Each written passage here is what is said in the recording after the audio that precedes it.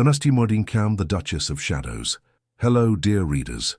Welcome to an extraordinary journey through the perfumed halls and whispering corridors of English aristocracy. Today, we shall immerse ourselves in a story where true love blossoms in the shadows, where a sensitive soul finds her light amidst the conventions of an unforgiving society. Prepare to meet Lady Margaret, a woman who discovered that true nobility does not reside in titles, but in the courage to be authentic. A narrative where every gesture carries symbolism, every glance hides depths, and where silence speaks louder than 1,000 words. And you, dear viewers, from which beautiful region of our Brazil are you joining us today? Please let us know in the comments. I would love to know which corners of our country are connecting with this period story. Don't forget to subscribe to the channel and leave that precious like. Each gesture from you inspires me to continue bringing these narratives that touch the soul. Now close your eyes for a moment and accompany me. 10, London, England. In the heart of the English Regency, when society danced between rigid conventions and whispered passions, rain drummed against the fogged windows of the Marchioness of Salisbury's salon, creating a melancholic symphony that echoed Lady Margaret Pemberton's state of mind.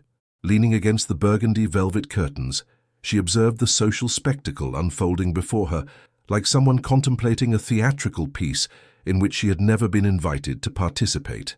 The aroma of roses and rice powder hung in the warm air, mingled with the crystalline laughter of her younger sisters. Lady Charlotte, with her golden hair like silk threads in sunlight, spun gracefully among the gentlemen, while Lady Isabella, with eyes blue as summer sky, collected admirers like flowers in her bouquet. Margaret, at 25, carried on her shoulders the silent weight of 6 fruitless social seasons. Her nervous fingers caressed the pages of a small volume of romantic poetry, hidden within the folds of her moss-green dress. The color, her mother said, enhanced her eyes, though no one seemed to notice them. Suddenly, a murmur swept through the salon like a wave. The air seemed to thicken, charged with expectation. Lady Margaret lifted her gaze from her clandestine reading and felt the world pause. There he was. William Alexander Thornfield, the 7th Duke of Blackmore, had just crossed the main entrance. After 2 years of absence abroad, his presence dominated the environment like a silent storm. Tall, broad-shouldered, black hair combed back, and steel-grey eyes that seemed to see through the social masks everyone wore. Margaret involuntarily smiled upon reading a particularly beautiful verse about kindred souls, a genuine smile that illuminated her face like a ray of sunshine after the storm. At that exact moment, as if drawn by an inexplicable magnetic force, the Duke turned in her direction. Their gazes met across the crowded salon, and Margaret felt as if time had stopped. There was no music, no conversations, only those grey eyes that saw her, truly saw her, as no one had ever seen before.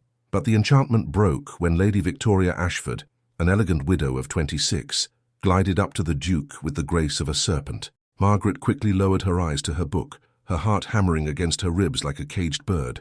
"Still hiding in the shadows, dear Margaret." The soft voice of Lord George Whitmore made her startle. "I'm not hiding, George. I'm merely observing." Her voice was low, musical, laden with a sadness she tried to disguise. "And what do you see that's so fascinating?" Margaret closed the book delicately, like someone guarding a precious secret. "I see that some people are born to dance under chandeliers and others—" She paused, glancing once more toward the Duke, who now conversed politely with Lady Victoria. "Others are born to observe the dance and understand its true music." What Margaret didn't know was that, even while engaged in his diplomatic conversation, the Duke of Blackmore had engraved in his memory every detail of that luminous smile, and wondered who might be the mysterious lady with green eyes who had managed, with a single glance, to awaken something in his heart that he thought had been dormant forever. The night was just beginning, but it had already planted the seed of a destiny that would forever change the lives of 2 souls who, unknowingly, had long been searching for each other. The embers crackled softly in the library fireplace of Blackmore House, casting dancing shadows on the book-lined walls. William Alexander watched the rain stream down the windows, his ghostly reflection superimposed on the nighttime landscape of Berkeley Square. 3 in the morning. Another sleepless night. His fingers drummed on the leather armchair, in a rhythm that echoed his accelerated heartbeat. Why couldn't he remove that smile from his mind?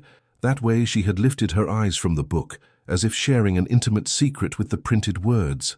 During 2 years in the East Indies and France, William had known fascinating women, writers in Paris who discussed philosophy until dawn, society ladies who spoke multiple languages, courtesans who mastered the art of conversation. But none had awakened in him this burning curiosity, this inexplicable need to know the thoughts behind those green eyes.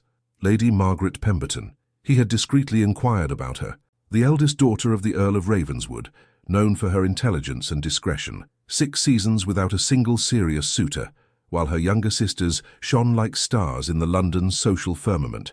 William rose and walked to the window, resting his forehead against the cold glass. There was something about her that intrigued him deeply, a silent dignity, an inner strength that revealed itself in small gestures. The way she maintained her posture erect even when ignored, how her fingers caressed the book's pages with reverence, as if each word were a treasure.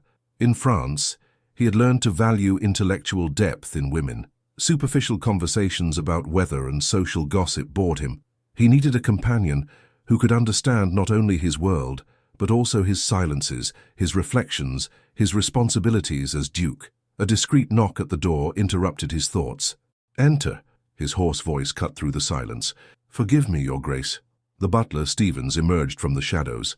"Lady Beatrice Thornfield requests a morning audience. Urgent matter, according to her words." William smiled for the first time in hours. His aunt had always known how to read his moods with surgical precision. "Tell her I shall receive her after breakfast, and Stevens—" He paused, the words weighing on his tongue. "I need information about the Pemberton family." Discreetly. The butler nodded, understanding without need for explanations. When he was alone again, William returned to his chair and closed his eyes.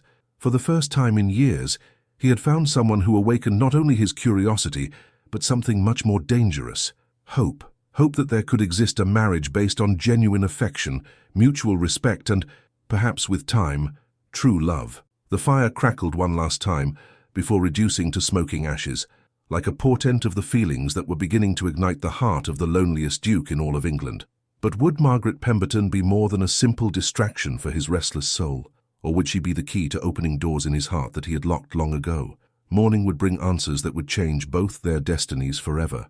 The aroma of ancient leather and yellowed paper enveloped William Alexander like a familiar embrace when he crossed the threshold of the Pemberton Library. Golden afternoon light filtered through lace curtains, creating delicate patterns over the shelves that rose from floor to ceiling. Lady Margaret was kneeling on the floor, surrounded by carefully organized piles of volumes. Her dark brown hair had partially escaped its formal arrangement, framing her concentrated face as she noted titles in a leather notebook. "Forgive the intrusion, Lady Margaret." His voice, grave and careful, made her suddenly lift her eyes. For a moment they remained in silence, she kneeling among the books like a priestess in her temple, he standing at the entrance like a pilgrim seeking revelation. "Your Grace." Margaret rose gracefully, smoothing her skirts with nervous gestures. "I didn't expect— that is, Mama didn't mention that you wished to see the library. I hope I'm not interrupting something important." William observed the organized piles, noting how each volume was handled with reverence. "I see you're cataloguing the collection." Margaret's cheeks colored slightly, a faint pink shadow that enhanced the discreet beauty of her features. "Yes, She hesitated, her fingers playing nervously with the pen. "I was organizing for a possible evaluation." William understood immediately. The Pemberton family's financial difficulties were whispered about in London clubs, and this dignified young woman was being forced to catalogue the family's intellectual treasures for a possible sale. "What edition is this?" he approached, pointing to a volume bound in burgundy leather. "Réflexions sur la Révolution de France" by Edmund Burke, first edition. Her voice came alive when speaking about books. "And there we have Voltaire, Rousseau. My father was a great admirer of French philosophy, though he disagreed vehemently with their political conclusions." William delicately took Burke's volume, feeling the weight of history in his hands. "And you, madam? Do you agree with your father's opinions about the French philosophers?"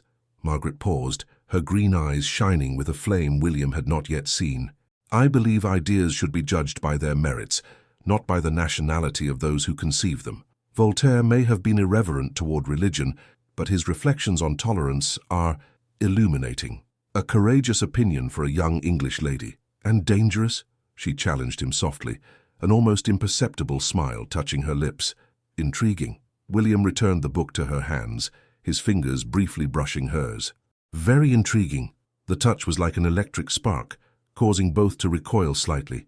Margaret pretended to concentrate on the book, but William could see the blush that rose up her neck. "Has your Grace read Madame de Staël?" she asked, trying to break the tension that had formed between them. "De l'Allemagne? Yes, during my stay in Paris. A brilliant mind, though her opinions about women and education are considered radical. Radical for defending that women possess intellectual capacity equal to men's?" Margaret raised an eyebrow, her voice laden with sweet irony. William laughed, a genuine sound that echoed through the library walls like music. "I believe I've found someone who could debate with Madame de Staël herself and emerge victorious." "You flatter me, Your Grace." "No, Lady Margaret. I recognize you." They remained in silence for a moment, surrounded by the mute guardians of knowledge, while something indefinable but powerful began to weave between them. It wasn't merely physical attraction, but a mutual recognition of souls that had finally found someone capable of understanding their depths. Margaret knelt again among the books, but this time William joined her, kneeling on the Persian carpet as if it were the most natural thing in the world. "Permit me to help you with the cataloguing." He picked up a volume of poetry. "Perhaps we can make this task less solitary." And thus, between whispers about Byron and reflections on Wordsworth, two hearts began to discover that true nobility resided not in titles or riches, but in the capacity to see and value the soul behind the eyes that contemplate us. But would this intellectual connection be sufficient to overcome the social barriers that rose between them? The answer was beginning to write itself on those yellowed pages, line by line, glance by glance. The tea salon of the Dowager Countess of Pemberton had never received such consecutive visits from a duke. For 5 straight days, William Alexander Thornfield appeared punctually at 3 in the afternoon, always with some polite excuse: a borrowed book, discussions about improvements to his properties, interest in post-Napoleonic European political situation. Lady Frances Pemberton observed these encounters with a mixture of incredulity and cautious hope. Her eldest daughter, always so discreet, seemed to flourish under the Duke's attention. There was a new brilliance in her green eyes, a vivacity in her voice when discussing subjects that none of her other suitors had ever shown interest in. Margaret, for her part, felt like someone who, after years walking in shadows, had finally found the sun. Conversations with William extended for hours, flowing naturally from literature to philosophy, from politics to economics. He not only listened to her opinions, but considered them, questioned them, respected them. Lady Margaret brilliantly defended Adam Smith's theory about the invisible hand of the market, William commented to Lord Henry during one of their meetings. Her observations about war's impact on grain prices were particularly insightful. Lord Henry Pemberton smiled with pride and relief. For months, the bills had been accumulating, creditors becoming impatient, and the pressure to find advantageous marriages for his daughters weighed on his shoulders like a stone. The Duke of Blackmore's attention represented not only hope for Margaret, but salvation for the entire family. On the 5th day, while rain drummed gently against the salon windows, an unexpected visitor disturbed the peace that had been established. Lady Victoria Ashford arrived like an elegant storm, her blonde hair perfectly arranged under a hat of the latest Parisian fashion, her sapphire blue dress cut to enhance her still young and attractive figure.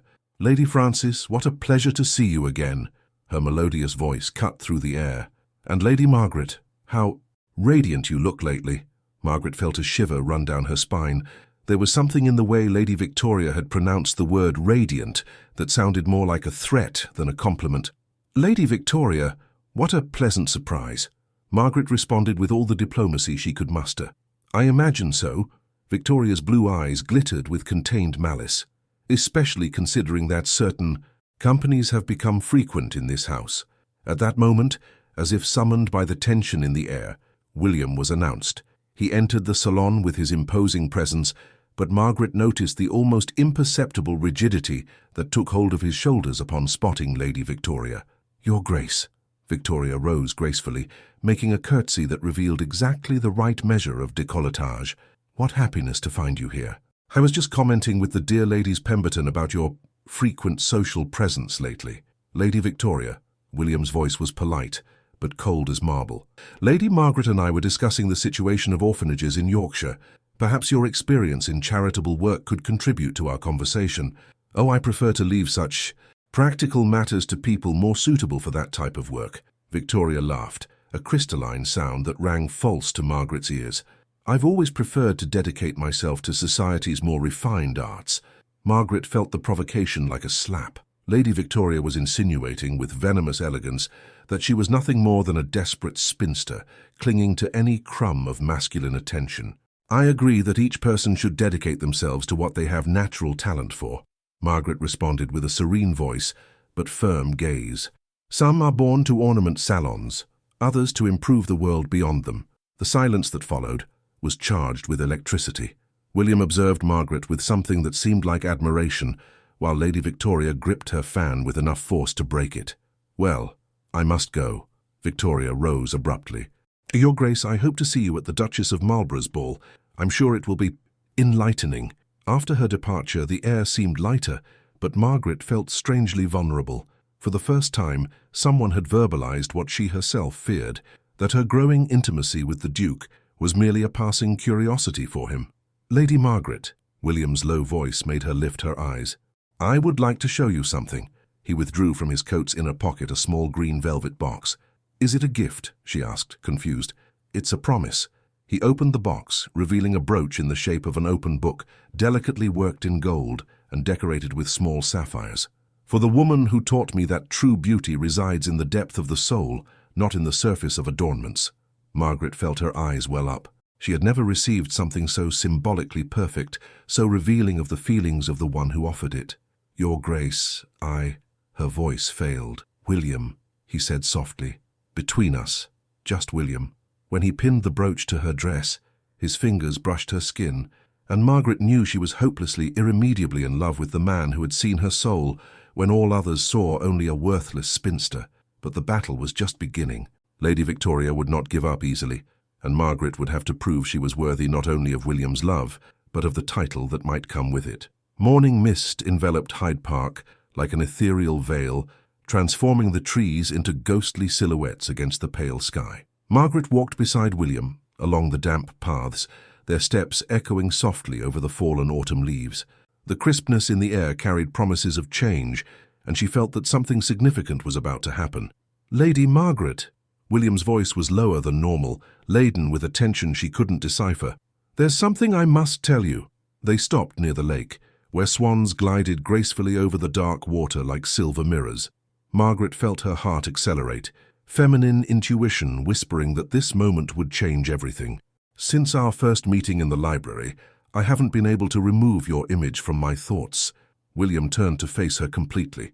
"Your intelligence, your dignity, your way of seeing the world with eyes as pure as they are profound. Everything about you awakens in me feelings I thought lost forever." Margaret felt her cheeks flush, but kept her gaze fixed on the grey eyes that contemplated her with almost painful intensity.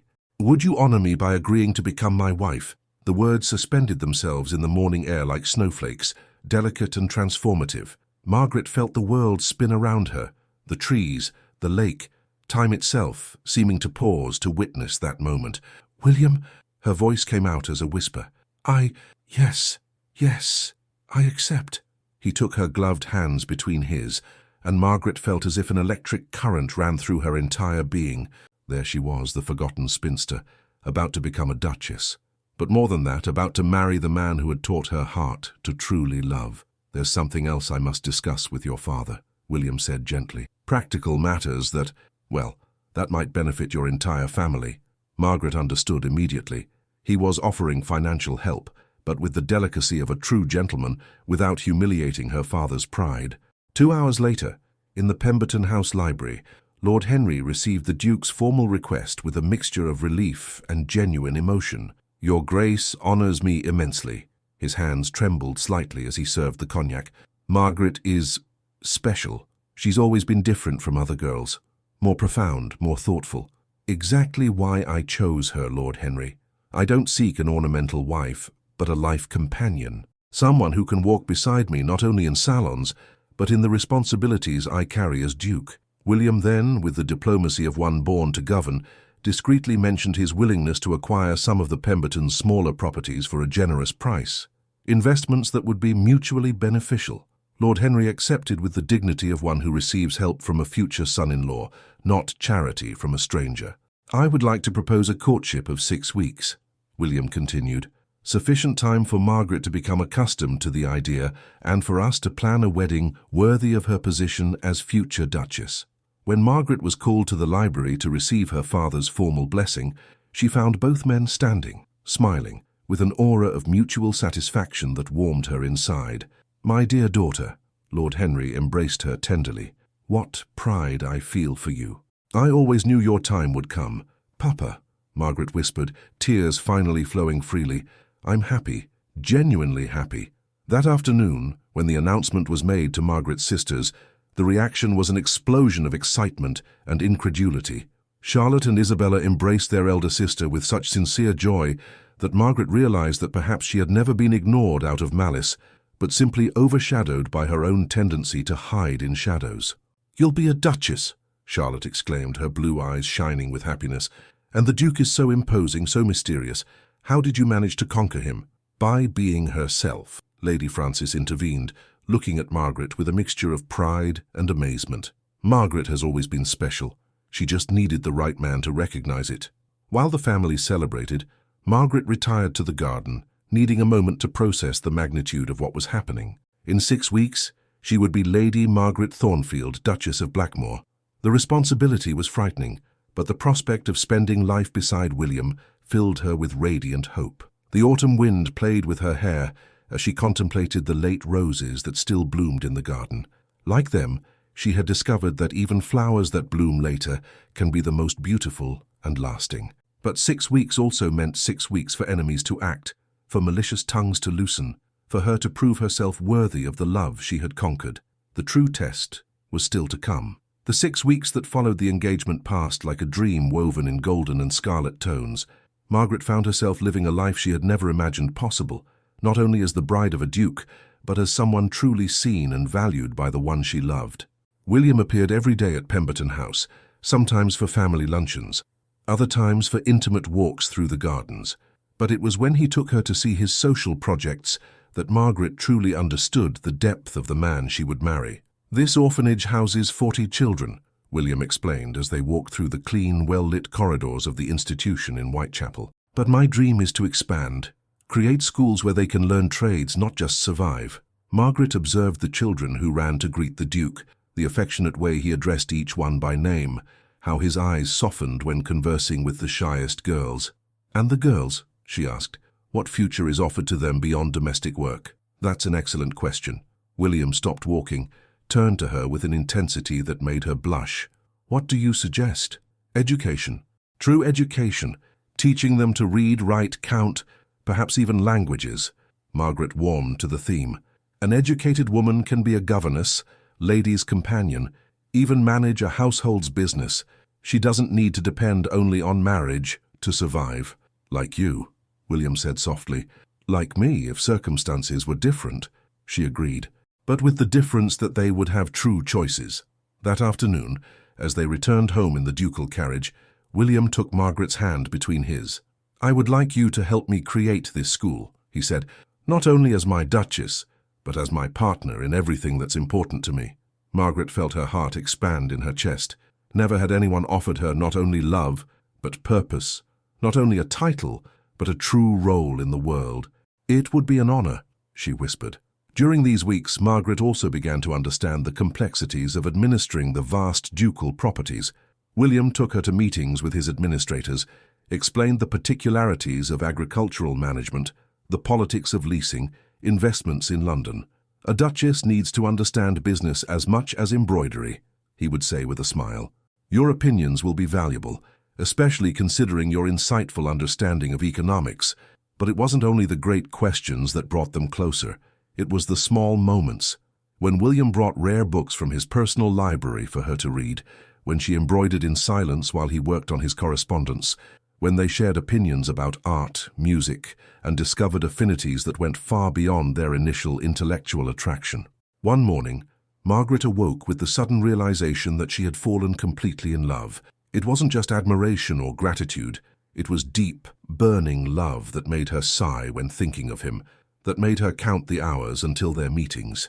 "You're different," Charlotte observed while helping her sister dress for another outing with the Duke. "Your eyes shine in a way, as if there were a light lit inside." "I'm happy," Margaret replied simply, but there were worlds of emotion in those two words. "You love him, don't you? It's not just a good marriage. You really love him."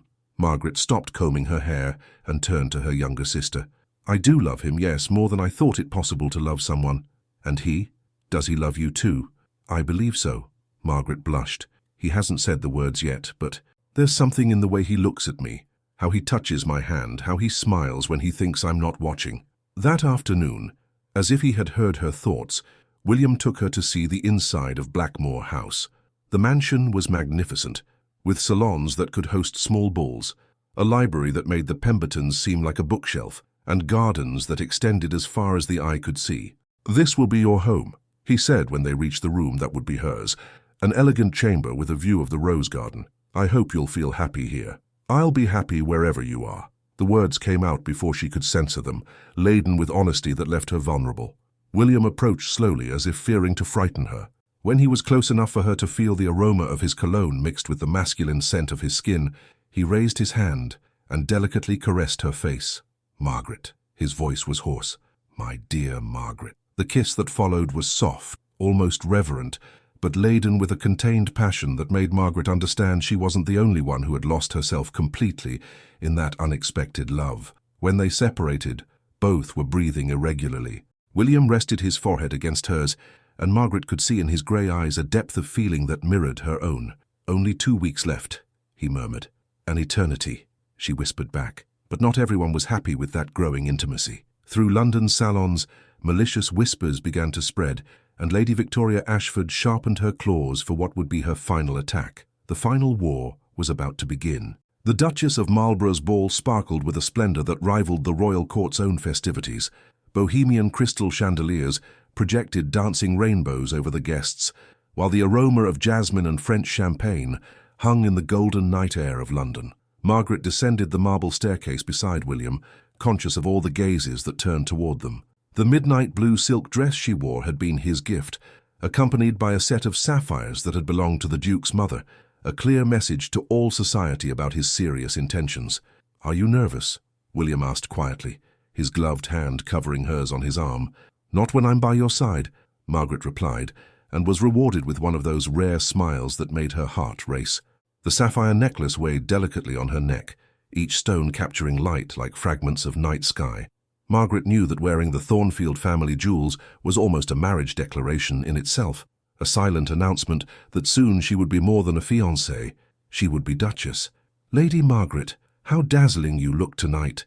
The Duchess of Marlborough received them with radiant smiles.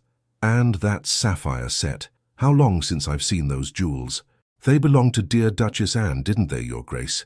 My mother would have loved to see them on someone who values them as much as they deserve," William replied, his affectionate gaze resting on Margaret. As the night progressed, Margaret noticed how people's attitude toward her had completely changed. Where before she received polite indifference, now she was courted by ladies anxious to cultivate the future Duchess's friendship. Gentlemen who had never addressed a word to her competed for her attention during the country dances. But it was during the third waltz that Lady Victoria Ashford made her final move. Margaret was resting near the French doors that led to the terrace when Victoria approached, elegant in blood red, accompanied by 2 other ladies from high society. "Dear Margaret," her sweet voice dripped poison.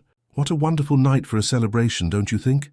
"Lady Victoria," Margaret replied politely, though she felt a shiver of apprehension.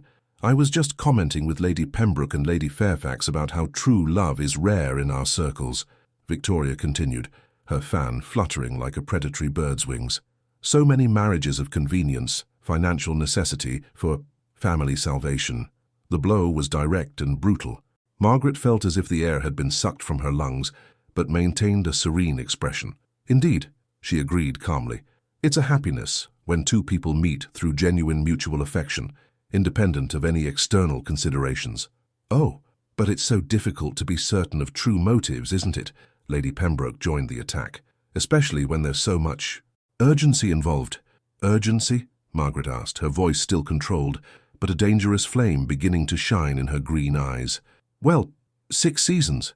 That must create a certain pressure," Lady Fairfax added with false compassion. "And when the family situation becomes delicate, I find it fascinating," Margaret interrupted, her voice gaining an authority that surprised even herself. How certain people seem to know so much about matters that don't concern them. Perhaps they should channel that curiosity toward more constructive ends. "My dear, we only show concern," Victoria began.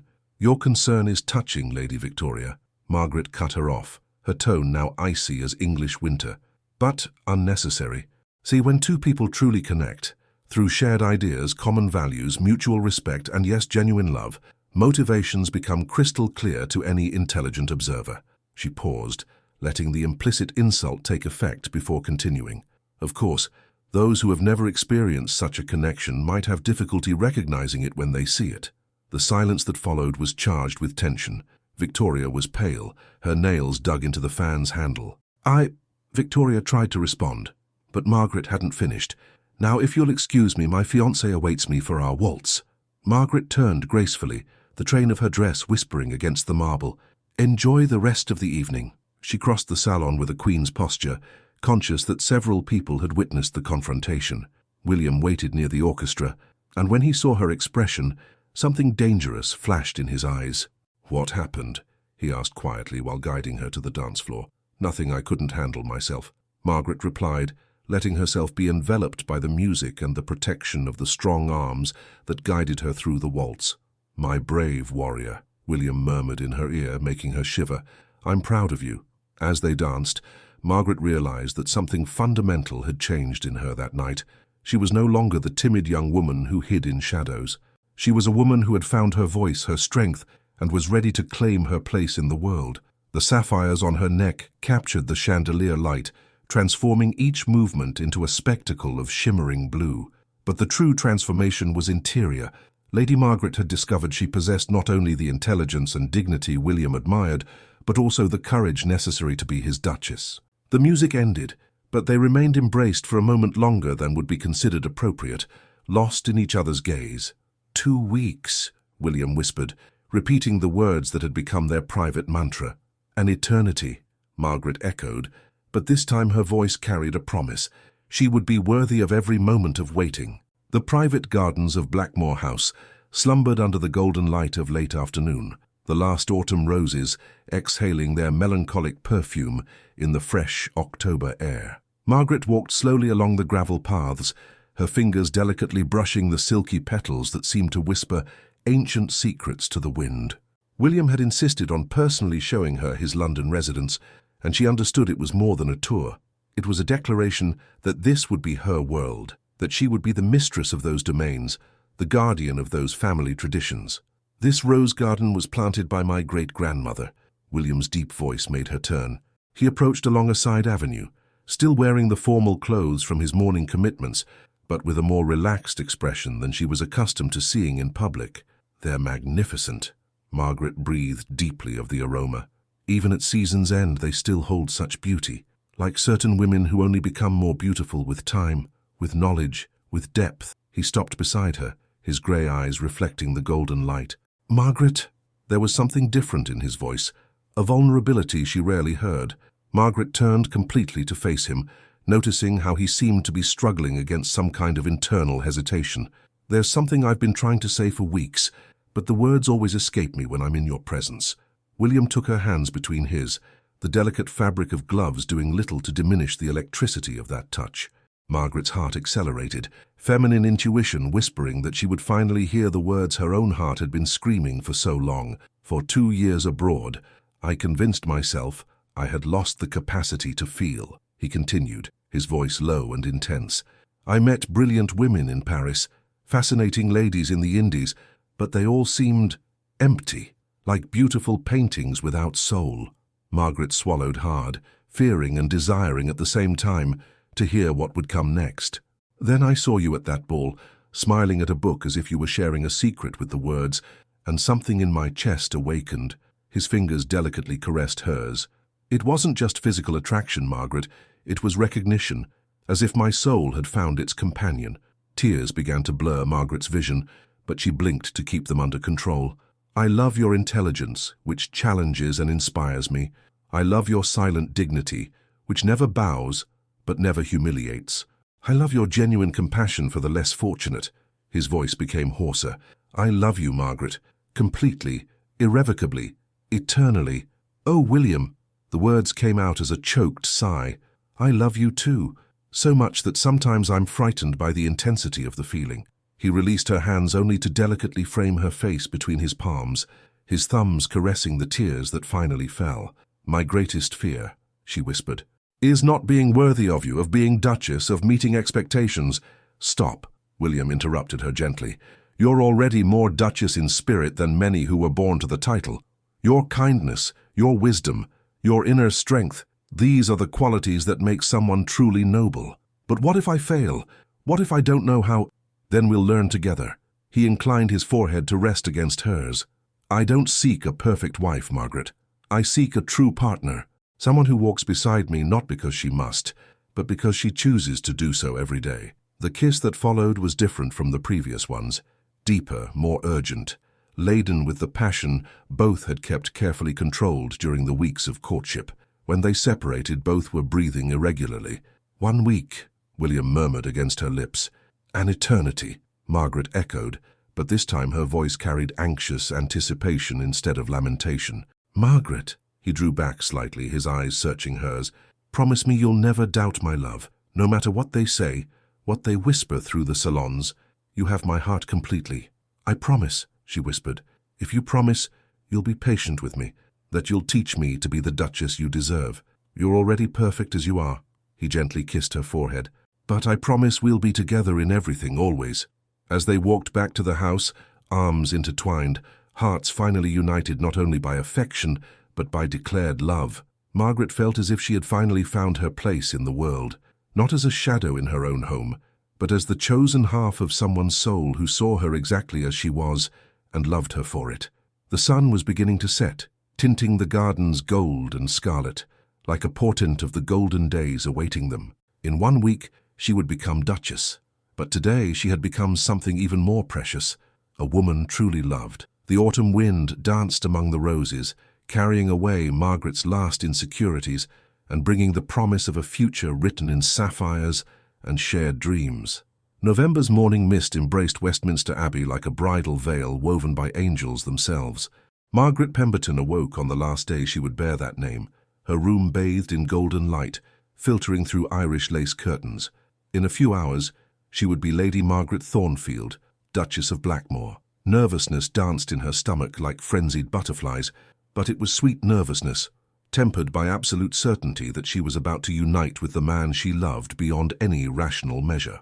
My dear daughter, Lady Frances entered the room carrying a tray with tea and toast, though both knew Margaret could barely swallow anything. How do you feel? Like I'm about to fly, Margaret replied honestly, accepting the porcelain cup with slightly trembling hands. And afraid of falling. Fear is natural, dear, but look at yourself. Lady Frances led her daughter to the full-length mirror. Do you see this woman? She's no longer the timid young lady who hid in shadows. She's a woman who conquered the heart of England's most coveted duke through her own inner strength. Margaret observed her reflection, still in her robe, hair loose, but there was something different in her green eyes, a light that hadn't existed months ago, a subtle confidence that true love had planted and nurtured. Charlotte and Isabella arrived like a whirlwind of silks and laughter, carrying the negligee Margaret would wear under her wedding dress. The trousseau, William's gift, was of such quality that it made even her finest pieces seem crude in comparison. Margaret, you must see the crowd outside, Charlotte exclaimed, running to the window. Half of London is gathered to see the wedding. It was true. News that the wedding would be celebrated at Westminster Abbey with the presence of royal family members had transformed the event into an almost national celebration. Dukes were public figures, and when they married for true love instead of political convenience, they captured popular imagination. The wedding dress was a work of art created by London's finest seamstresses, French silk the color of snow, embroidered with tiny pearls that created patterns of wildflowers, a subtle homage to Margaret's simple tastes. The train extended for yards, but it was the veil that took one's breath away. Brussels lace that had belonged to William's grandmother, delicate as spider's web, and precious as a family reliquary. The family sapphires. Lady Frances delicately placed the necklace on her daughter's neck. What an honor to wear them on your wedding day. Margaret touched the stones, remembering how William had explained that each Duchess of Blackmore had worn them at her wedding. Now she joined this lineage of strong women, becoming guardian not only of the jewels, but of the traditions they represented. The carriage that would take her to the abbey was adorned in gold and royal blue, pulled by 6 white horses.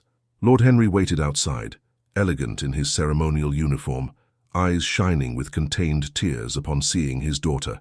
"My little scholar," he whispered, offering his arm. "What pride I feel for you." The journey to Westminster passed like a dream. Margaret waved to the crowds lining the streets, but her mind was focused on the man waiting at the altar. William, her heart, her soul, her future. The abbey was transformed. Magnificent floral arrangements decorated each column, lit candles created an almost mystical atmosphere, and the organ intoned celestial music that made Margaret's heart expand in her chest. But when the doors opened and she saw William waiting at the altar, everything else disappeared. He was magnificent in his ducal uniform, but it was his eyes that hypnotized her, those grey eyes that now shone with such intense emotion that she felt tears threaten to overflow. The walk down the main aisle seemed like an eternity, and a second at the same time. Each step took her closer to the man who had transformed her life, who had seen her soul when all others saw only a worthless spinster. When Lord Henry placed her hand in William's, the touch sent an electric current through her entire being. The vows were pronounced with clear, firm voices, each word laden with profound meaning. "Do you take Margaret as your lawful wife?" The Archbishop's voice echoed through the Gothic vaults. "I do." William's answer was clear, his eyes never leaving hers. "Do you take William as your lawful husband?" "I do," Margaret replied, her voice surprisingly firm for someone whose heart beat like war drums. When William placed the ring on her finger, a gold band with sapphires that perfectly complemented the necklace, Margaret felt as if an invisible but real chain formed between them, not only legal, but spiritual, emotional, eternal. "You may kiss the bride." The kiss was soft, reverent, but laden with a promise that transcended words. When they separated, William whispered only for her, "My Duchess, my beloved Duchess."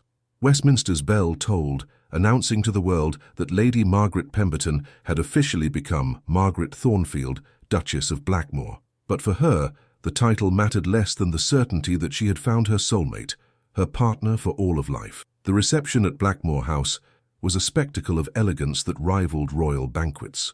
But Margaret only had eyes for her husband, who remained by her side throughout the celebration, presenting her to guests not only as his Duchess, but as his chosen companion. "Lord and Lady Pemberton can rest assured," the Duke of Wellington commented during dinner.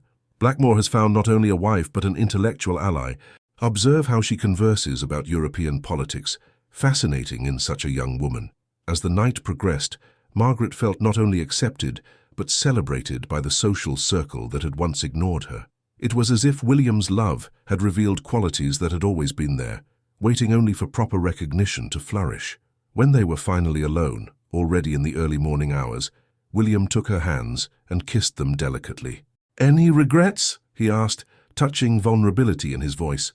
"None," Margaret replied, pulling him closer. "And you?" "Only one." He smiled, that rare smile that was only hers, "that I took so long to find you." And thus, under London's autumn stars, two souls who had found each other in shadows began to write together a love story that would shine for generations. The ducal carriage glided smoothly along the roads leading to Yorkshire, carrying the newlyweds to Blackmore Castle. Margaret was nestled against William's shoulder, watching the autumn landscape through the window, golden fields extending to the horizon, small villages with smoking chimneys, and in the distance, the first silhouettes of hills that sheltered the Thornfield ancestral home. "Nervous about meeting the castle?" William asked, his hands delicately playing with Margaret's gloved fingers. "A little," she admitted. "It's an immense responsibility, isn't it? Becoming guardian of so many centuries of history. My great-grandmother used to say that each duchess brought her own magic to Blackmore." William gently kissed the top of her head. "I'm eager to see what transformations you'll bring." During the 2-day journey, they had conversed extensively about their shared plans. The school for girls Margaret had suggested was no longer just a distant dream. William had already instructed his administrators to identify the best location on the property, and she had begun sketching a curriculum that would include not only traditional domestic skills, but also mathematics, literature, and languages. "I want them to have true choices," Margaret had explained while jotting ideas in her personal notebook.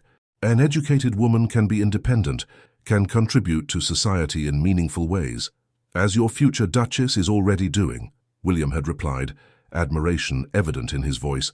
As they approached the castle, Margaret felt her heart accelerate. Blackmore Castle emerged from the landscape like something from a fairy tale. Medieval towers mixed with Renaissance additions, formal gardens extending in perfect geometric patterns, and an imposing presence that spoke of power and tradition accumulated over centuries. "It's magnificent," she whispered, genuinely impressed. "It's your home," William replied simply.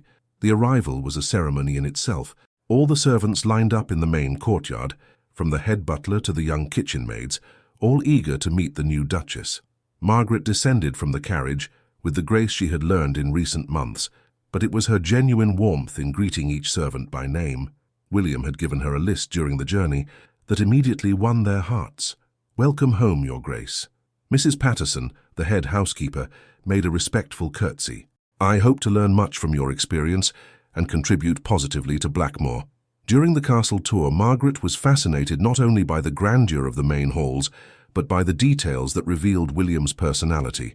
His personal library, filled with handwritten annotations, his office organized with military precision but decorated with mementos from his travels, the family portraits showing generations of Thornfields, each carrying traces of the grey eyes she so loved. "We hope to serve you with the same pleasure we've served the family for generations." "Thank you, Mrs. Patterson," Margaret replied warmly, "and this will be your domain." William opened the doors to a suite of rooms that took Margaret's breath away. The Duchess's chambers were a perfect combination of elegance and coziness. Sapphire blue silk dominated the decoration, complemented by rosewood furniture and golden details. But it was the private library, a small salon lined with books with a writing desk positioned near the window overlooking the gardens, that made Margaret's eyes fill with tears. "I had it specially arranged for you," William explained, watching her reaction attentively. "A place where you can read, write, plan your projects in peace." "It's perfect," she whispered, running her fingers over the book spines.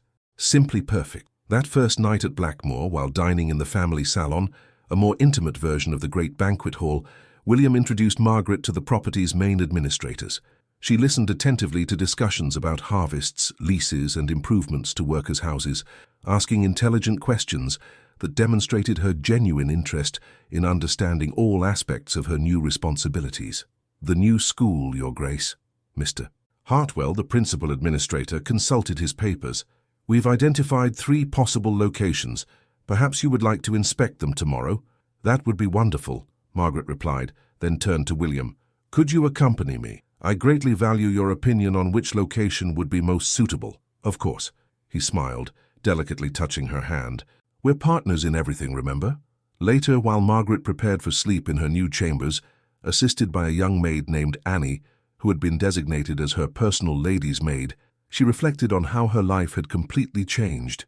6 months ago, she was an ignored spinster. Now she was Duchess of one of England's most important properties, married to a man who loved her deeply and respected her opinions. "Annie," she said while the maid brushed her hair, "do you know how to read?" "A little, Your Grace. My mother taught me before she departed. Would you like to learn more? When the school is operating, you could study during your free time if that interested you." The young woman's eyes lit up like stars. "Would you do that for me?" "Education is a right, not a privilege," Margaret replied firmly, "and I want all women at Blackmore to have the opportunity to learn and grow." When William came to wish her good night, he found Margaret on her chamber's balcony, contemplating the gardens bathed in moonlight. "Satisfied with your first night as Duchess of Blackmore?" he asked, enveloping her in his arms from behind. "More than satisfied."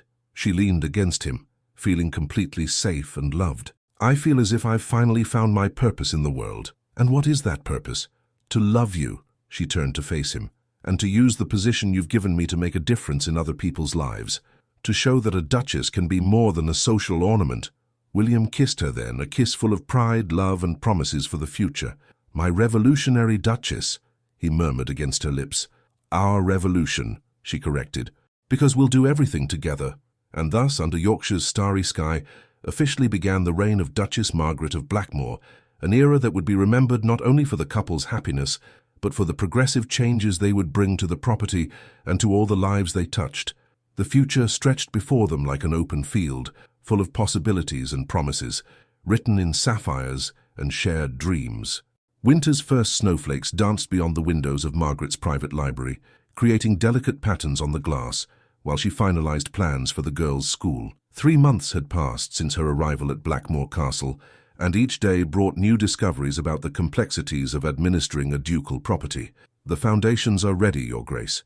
Mr. Hartwell placed the architectural drawings on Margaret's desk. "If weather permits, we can begin the walls before the harsh winter." Margaret studied the projects with experienced eyes. During these weeks, she had learned to read floor plans, calculate material costs, negotiate with contractors. William included her in all important decisions, and she had discovered she possessed a natural talent for administration that surprised even herself. "Excellent work," she approved. "And the teachers? Have we contacted the candidates from London?" "Yes, Your Grace. 3 highly qualified young women have expressed interest. One of them studied in France and speaks 4 languages fluently." "Perfect. I want the girls to have access to the same level of education offered to boys from the finest families." William entered the library at that moment, carrying correspondence and wearing the smile Margaret had learned to recognize as one of genuine pride. "Guess what I just received?" He waved an official letter. "A request from the Ministry of Education for our school to serve as a model for other properties. It seems our revolutionary Duchess is creating waves all the way to London." Margaret blushed, but there was evident satisfaction in her green eyes. "It's only the beginning," she said determinedly. "I want Blackmore to be known not only for its wealth, but for its contribution to social progress." During lunch, seated in the family salon warmed by a crackling fireplace, they discussed upcoming projects. Margaret had proposed improvements to workers' housing, establishment of a basic medical clinic on the property, and even creation of a lending library for neighboring villages. "You're transforming everything you touch," William observed, admiration evident in his voice. "People speak of the new Duchess as if you were some kind of fairy godmother." "Nonsense," Margaret laughed but was clearly pleased. "I merely use the privilege you've given me to create opportunities for others. It's the right thing to do. And that's why I love you." William leaned over to kiss her hand. "Your genuine goodness, your vision of a better world." That afternoon, Margaret made her weekly visit to the workers' families. It was a tradition she had established since the first week, initially causing surprise and then growing affection among the property's residents. Accompanied only by Annie, who had become more her confidant than her maid, she walked through the small stone houses, checking needs, offering practical help, listening to concerns. "Lady Margaret!" Little Mary Hutchinson ran to embrace her skirts. Did you bring more books for me?" "Of course, dear." Margaret smiled, handing over a small volume of fairy tales. "And you? Are you practicing reading as you promised?" "Every day, Mama says I'll be able to study at the new school when it's ready." "You will indeed." Margaret stroked the girl's hair. "And you'll learn wonderful things when visiting Mrs. Thompson, a widow with 5 children. Margaret discovered that the eldest son had been injured at the sawmill and couldn't work for several weeks. "Don't worry," Margaret said firmly. "I'll speak with Mr. Hartwell about temporary work he can do while recovering, and the family will receive assistance until he's back to normal work." "Your Grace is so kind." Mrs. Thompson had tears in her eyes. "I don't know how to thank you." "By taking good care of your children and allowing them to study when the school is ready," Margaret replied. "That's all the gratitude I need." Returning to the castle at dusk, Margaret found William in his office, surrounded by correspondence and documents. He looked up when she entered, and his face lit up instantly. "How were the visits today?" "Revealing." Margaret sat in the armchair near his desk. "We need to consider creating an emergency fund for families when someone gets injured or falls ill, and also think about expanding the medical clinic sooner than we planned." "Consider it approved," William replied immediately.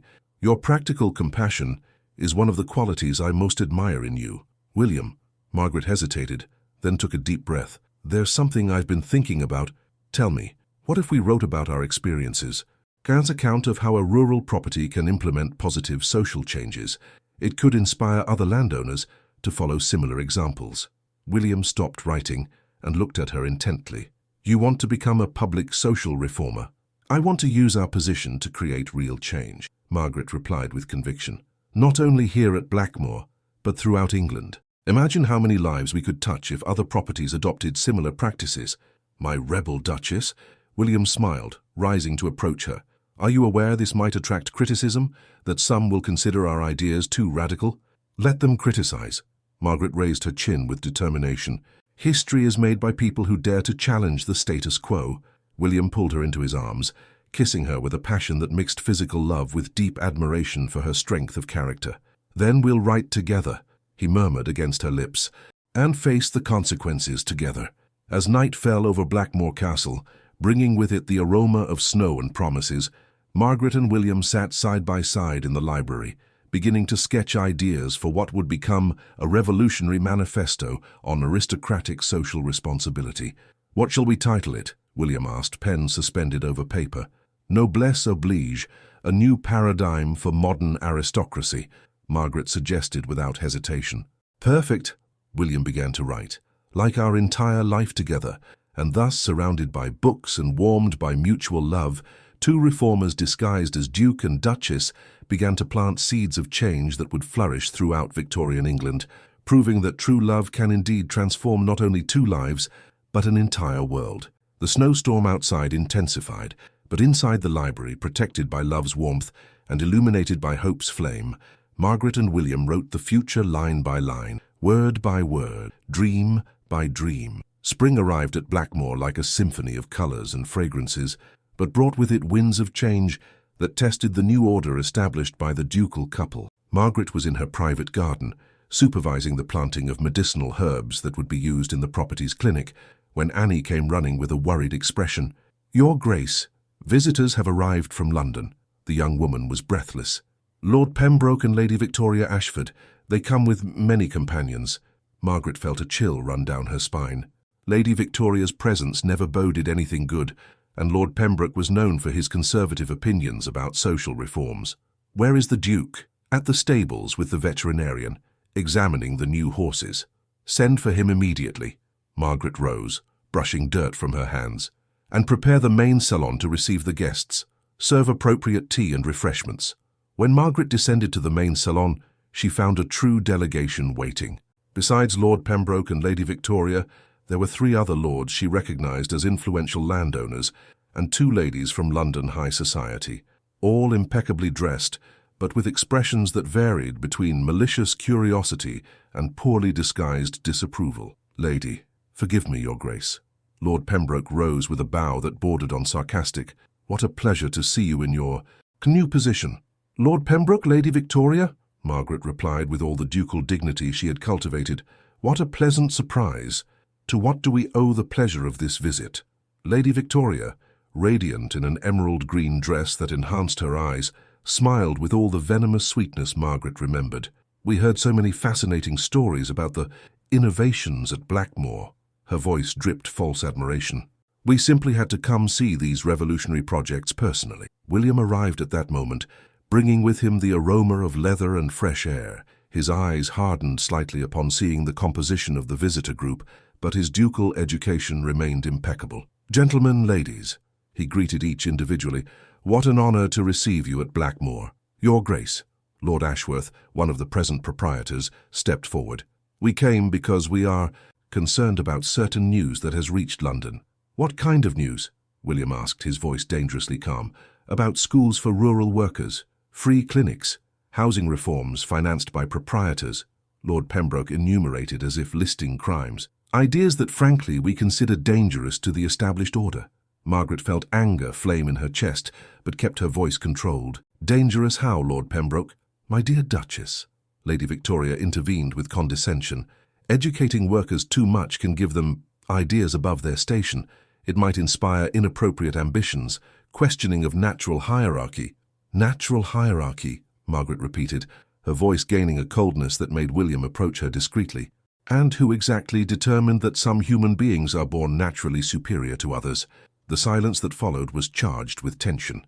Lady Ashworth coughed nervously, clearly uncomfortable with the conversation's direction. "Your Grace." Lord Ashworth tried a more diplomatic approach. "Surely you understand our concern. If all proprietors begin implementing such generosities, workers might come to expect this as right, not benevolence. And would it be terrible if they came to have basic rights like education and medical care?" William asked, his voice cutting like steel. "That's not the point," Lord Pembroke began. "That's exactly the point." Margaret interrupted him, rising gracefully. You came here not out of genuine concern, but out of fear. Fear that your own properties will be questioned for not offering the same opportunities we offer here. Lady Victoria also rose, her eyes shining with malice. How eloquent, Your Grace! Her voice was laden with venom. But eloquence doesn't change the fact that a person of more humble origins might not fully understand the traditional responsibilities of aristocracy. The insult was like a slap. Margaret felt her cheeks flush, but it was William who responded, his voice low and lethal. Lady Victoria, I suggest you choose your next words very carefully. William, it's all right. Margaret delicately touched his arm, then turned to Lady Victoria with an icy smile. Lady Victoria raises an interesting question about origins. Perhaps we should discuss the origins of true nobility. Does it reside in inherited titles or in the actions and character we demonstrate? She paused, letting the question echo in the salon. Because if it's a matter of actions, then I prefer to be judged by the homes I've helped improve, by the children who will have education, by the families who will no longer fear illness due to lack of medical care. Margaret walked gracefully to the window overlooking the workers' houses. And you? By what actions would you like to be judged? Lord Pembroke cleared his throat uncomfortably. Duchess, we don't oppose your charitable efforts. We merely question the scale and publicity. The publicity? William arched an eyebrow. Well, there are rumours about a book you're writing, Lady Ashworth murmured. Ah, Margaret smiled, but there was something dangerous in her green eyes. So that's it. You fear other proprietors will read about our methods and decide to implement them too. We fear, Lord Ashworth admitted reluctantly, that such ideas will spread too quickly, causing social instability. Social instability? William laughed, but there was no humour in the sound. Gentlemen, ladies, allow me to clarify something. True social instability comes from misery, ignorance, lack of hope. What we offer here is stability through justice, prosperity through education, peace through mutual care. Margaret approached William, and they positioned themselves side by side, a united front against those who came to question their work. Now, Margaret said with absolute ducal authority, if you came here to discourage our efforts, you've wasted your journey. If you came to learn, you'll be welcome to visit our projects. If you came only to criticize, the door is open. Lady Victoria rose abruptly, clearly furious for not having managed to shake Margaret's confidence. Very well, Your Grace. But remember, actions have consequences, and not everyone in London views your innovations with approval. We're aware of that, William replied coldly. And honestly, we don't care. After the visitor's departure, Margaret let herself fall into the armchair, suddenly exhausted. William knelt beside her, taking her hands. Are you all right? Yes, she breathed deeply. But now I understand we're not only changing lives here at Blackmore, we're challenging an entire system. And does that frighten you? Margaret looked into the grey eyes she loved, seeing in them the same determination she felt in her own heart. No, she said firmly. It motivates me even more. That night, while finishing another chapter of their book on social reform, Margaret realized she had found not only the love of her life, but also her true vocation. Together, they weren't just a duke and duchess. They were disguised revolutionaries, changing the world one life at a time. The storm had passed, but they knew others would come, and they would be ready to face them, side by side, with courage and unshakable love. Autumn painted Blackmore in copper and gold tones, but the season's beauty couldn't mask the tension accumulating like storm clouds on the horizon. 6 months had passed since Lord Pembroke and Lady Victoria's confrontational visit, and their veiled threats were beginning to materialize in unexpected ways. Margaret was in her private library, reviewing quarterly reports from Blackmore's projects, when Annie entered with a grave expression that immediately alerted her. Your Grace, an official letter has arrived from London. The young woman extended a sealed envelope with the royal seal. The courier said it's urgent. With slightly trembling fingers, Margaret broke the seal and unfolded the official parchment. As she read, her face progressively paled. Call the Duke immediately. Her voice was low but charged with urgency. William arrived minutes later, still carrying dust from his morning ride. One look at Margaret's face was enough for all his attention to focus on her. What happened? A parliamentary investigation, Margaret handed him the letter, about inappropriate use of ducal funds for projects not approved by the Ministry of Education. William read quickly, his jaw progressively stiffening. Accusations of subversion of social order through inadequate education of working classes. He read aloud, his voice charged with indignation. Use of noble titles to promote dangerous ideologies. William, Margaret rose, walking to the window. Can they remove our titles? Can they deprive us of Blackmore? Not easily. William approached her, placing his hands protectively on her shoulders. But they can make our life very difficult. They can block our projects, investigate every penny we spend, question every decision we make. Margaret closed her eyes, feeling the weight of all the lives that depended on the projects they had initiated. The children in school, workers with better housing, families receiving medical care. It's my fault, she whispered. If you had married someone more traditional, this would never have happened. Stop. William turned her to face him, his grey eyes flaming with intensity. Margaret Elizabeth Thornfield, if you're blaming yourself for us having done the right thing, then I don't know you as well as I thought. But what if we lose everything? What if... Then we'll start over, he interrupted her. Anywhere. With whatever we have left, we'll continue our work. Because this isn't just our legacy, Margaret. It's who we are. A second envelope arrived that afternoon, this time carried by a special messenger. It was from Lord Henry Pemberton, and its contents made Margaret's heart tighten. My dear daughter, troubling rumours about investigations at Blackmore have reached my ears. Please consider returning temporarily to London, perhaps assuming a more discreet profile until this storm passes. Your family loves you, but fears for your future. With affection and concern, your father. Even my own family doubts us. Margaret let the letter fall on the table. They're afraid, William said gently. It's understandable, but you need to decide. Will you let fear guide your choices, or will you fight for what you believe? That night Margaret could barely sleep. She walked restlessly through her chambers, torn between fear of losing everything she had built and absolute certainty that she couldn't live with herself if she abandoned the people who depended on her. It was when she heard low voices from the garden below her window. Approaching silently, she recognized Mrs. Patterson conversing with several other women from the property. Doesn't matter what they say in London, the housekeeper spoke with conviction. Our Duchess is the best thing that's happened to Blackmore in decades. It's true, Mrs. Thompson agreed. My Jane would never have learned to read without the school. Now she wants to be a teacher. And my husband is alive today because of the clinic, another voice added. If they try to take our Duchess from here, they'll have to get past all of us first. But what if they really succeed? A younger, fearful voice asked. Then we'll fight, Mrs. Patterson said firmly. I'll write letters, go to London if necessary. I won't allow them to destroy the happiness we've found here. Margaret moved away from the window with tears in her eyes, but it was a different emotion that dominated her now. Not fear, but fierce determination. Those people, her people, were willing to fight for her. How could she do less for them? The next morning, Margaret descended to breakfast with a resolution William immediately recognized. Have you decided what we'll do? Yes. She served tea with perfectly steady hands. We'll go to London. We'll face this investigation with heads held high, and we'll prove that not only are our actions correct, but they're necessary. It could be dangerous, William warned her. If we lose, if we don't fight, we'll certainly lose, Margaret interrupted him.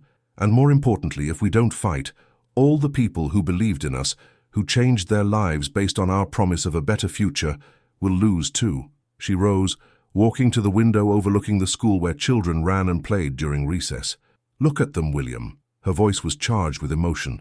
Those girls learning mathematics and literature instead of just sewing. Those boys who know that being born in humble homes doesn't mean their minds are inferior. William approached, following her gaze. Do you see that girl there? Mary Hutchinson? Margaret pointed. A year ago she barely knew her own name. Yesterday she showed me a poem she wrote about hope. If we abandon our fight now, we abandon her hope too. Then we'll fight, William said simply, taking her hand. Together, as always. Together, Margaret repeated, intertwining their fingers. And may God help anyone who tries to come between us and what we know is right. That afternoon, while making preparations for the journey to London, Margaret wrote a letter to all the families of Blackmore, explaining the situation and promising they would return, victorious or not, but always united in their principles. They may question our methods, they may investigate our motivations, they may even try to silence us, but they cannot change the fact that you deserve education, medical care, dignity and hope, and for that we will always fight. The final test was just beginning, but Margaret knew that no matter what London brought, she had found not only the love of her life, but also her true strength. And that strength, born of love and nurtured by justice, was unbreakable. The battle for Blackmore's soul was about to be fought in London's halls of power. But victory had already been won in the hearts of people who had learned to believe in a better future. London fog enveloped the ducal carriage like an omen when Margaret and William arrived at the capital after 3 days of travel. The city buzzed with rumours about the parliamentary investigation, and morning newspapers displayed sensationalist headlines about the rebel Duchess and dangerous social experiments. Margaret observed the familiar streets with different eyes than those she had brought a year before. Then she was an insecure young woman, seeking only a place in the world. Now she returned as a woman who had found not only love, but purpose, and was ready to defend them with all her strength. "Nervous?" William asked, noticing how she repeatedly smoothed the skirts of the navy blue dress she had carefully chosen to convey seriousness and dignity. "No." Her answer surprised him with its firmness. "I'm ready." The parliamentary hearing would be held at Westminster, in the same building where they had married. Margaret chose to see this as an auspicious sign. If the place had witnessed the beginning of their happiness, perhaps it could also witness their vindication. The hearing room was packed. Besides members of the investigative committee, there were dozens of observers, lords, society ladies, journalists, and even some unexpected supporters who had come to express support for Blackmore's projects. Lord Pembroke presided over the committee, his sombre expression foreboding the difficulties that awaited. Lady Victoria sat among the observers, her venomous smile promising she wouldn't miss a moment of the humiliation she hoped to witness. "Your Grace, Duke of Blackmore," Lord Pembroke first addressed William, "are you aware of the accusations raised against your administrative methods?" "I am," William replied with a firm voice, "and I'm prepared to refute them completely. The accusations include inappropriate use of ducal funds, subversion of established social order, and promotion of dangerous ideologies among the working classes." Lord Pembroke read from an official document. "How do you respond to this?" "I respond that educating people is not subversion, it's evolution." William showed no sign of intimidation. "I respond that caring for the health and welfare of those living on my lands is not inappropriate use of funds, it's moral responsibility." "And you, Your Grace?" Lord Pembroke turned to Margaret, his voice laden with condescension. "How does a woman of relatively humble origins justify influencing a duke to make such controversial decisions?" Margaret rose gracefully, her green eyes shining with a determination that silenced the room. "Lord Pembroke, you ask an interesting question about influence." Her voice echoed clearly through the room. "Do you suggest that a woman should not influence her husband to do good? That humble origins disqualify someone from recognizing injustices?" Murmurs ran through the audience. Margaret had transformed the accusation into questioning of the accuser's own values. "That's not what—" Lord Pembroke began. "Allow me to tell a story," Margaret politely interrupted him, "about a girl named Mary Hutchinson. A year ago, at 8 years old, she didn't know how to write her own name. Born into a family of rural workers, and according to the natural order some defend, she should remain illiterate for the rest of her life." She paused, letting the words gain weight. "Today, Mary writes poems about hope. She dreams of becoming a teacher. She asked me last week if she could study the stars because she wants to understand how the world works." Margaret looked directly at Lord Pembroke. "Tell me, my lord, what natural order considers it wrong for a child to want to learn about the stars?" The silence in the room was absolute. Margaret continued, her voice gaining emotional strength. "Or perhaps you'd prefer to hear about Mrs. Thompson, a widow with 5 children, who now manages a small tailoring business because she learned mathematics in our night school for adults. About how she no longer needs to depend on charity because she has a profession." "Duchess," Lord Ashworth tried to intervene. "I'm not finished." Margaret turned to him with real authority. "You speak of subversion of social order. I see strengthening of social order. Because a society where people have education, health, and opportunities is a more stable, more prosperous, more just society." She walked a few steps, her eyes scanning the audience. "You accuse us of promoting dangerous ideologies. The ideology that a child deserves to learn to read, that a sick mother deserves medical care, that a worker who built wealth for his lord deserves a decent house." Margaret stopped right in front of the committee table. "If these are dangerous ideologies, then I declare myself guilty. If believing that God created all men and women with inherent dignity is subversion, then I am subversive. If using the position life gave me to do good is a crime, then I am criminal." The silence that followed was broken by something unexpected. Applause. It started low from some observers at the back of the room, but spread until half the audience was applauding the Duchess, who had transformed an interrogation into a declaration of principles. Lord Pembroke hammered furiously. "Order! Order!" But it was too late. Margaret had conquered not only the audience but something more precious. She had articulated a world-view that many people carried in their hearts, but had never seen expressed with such clarity and passion. "Do you have more questions?" William stood beside Margaret, his voice cold as steel. "Because my wife has just answered not only the specific accusations, but also the fundamental moral questions behind them." The committee retired for deliberation, but the result was already clear from the members' faces.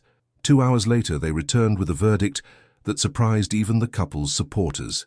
After careful deliberation, Lord Pembroke read with evident reluctance. This committee concludes that the projects implemented at Blackmore, though innovative, do not constitute mismanagement or subversion. On the contrary, they represent a model of social responsibility that could benefit other properties. The room exploded in celebration. Margaret felt her legs weaken, but William's strong arms supported her. "We haven't finished," Lord Pembroke continued with a louder voice. "This committee recommends that Blackmore's methods be studied for possible implementation on a national scale." Margaret looked at William, seeing in his grey eyes the same amazement and joy she felt. "Did we win?" she whispered. "More than that," he whispered back. "We changed the world." In the days that followed, Margaret and William found themselves at the centre of a silent revolution. Proprietors from throughout the realm requested visits to Blackmore. The book they had written became an instant bestseller, and invitations arrived from universities and institutions for lectures on social reform. But the true victory came in a letter Margaret received a week after the hearing. It was from Mary Hutchinson, written in careful calligraphy. "Dear Duchess Margaret, Mama read in the newspaper that you beat the bad men in London. I'm happy because now I can continue learning about the stars. I wrote a new poem about brave women who changed the world. You are my hero. With love and admiration, Mary Hutchinson, who now knows she can be anything she wants." Margaret carefully folded the letter, keeping it in her heart along with all the other small and precious victories they had won. That night, in the garden of Blackmore House in London, under the same starry sky that Mary Hutchinson dreamed of studying, Margaret and William danced alone, with no music beyond the whisper of wind and the echo of their own hearts. "Any regrets?" William asked, echoing the words from their wedding night. "Only one," Margaret smiled, that smile that was only his, "that I took so long to find courage. Your courage was always there." He kissed her gently. "It just needed love to make it bloom." And thus, under the stars that had witnessed countless love stories through the centuries, the Duchess who had been a shadow and the Duke who had lost hope celebrated not only their victory, but the birth of a new world where love and justice walked hand in hand. Margaret had found much more than a husband or a title. She had found her voice, her strength, her place in history. And together, she and William would continue to write chapters of hope that would inspire future generations to believe that true love can indeed move mountains. Some years later, when historians wrote about the social reforms of the early 19th century, they would speak of the Blackmore era, a period when a visionary duchess and her husband transformed not only a property, but the very definition of nobility. Because true nobility, they had proven, did not reside in inherited titles, but in hearts willing to serve, in minds open to progress, and in souls courageous enough to fight for what is right.